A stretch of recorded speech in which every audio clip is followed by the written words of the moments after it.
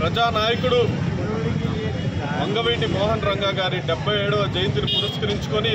నాయుడుపేటలో మన నాయుడుపేట జనసేన మండలాధ్యక్షుడు గిడ్డి సతీష్ గారి ఆధ్వర్యంలో మోహన్ రంగా గారి జయంతి వేడుకలు కేక్ కటింగ్ చేసుకొని వేడుకలు చేసుకోవడం జరిగింది. ఈ వేడుకలకి ముఖ్య అతిథులుగా టీడీపీ యువ నాయకులు నెలవల రాజేష్ గారు, అదేవిధంగా Naidupeta municipal vice chairman 786 Rafi గారు రావడం జరిగింది. మన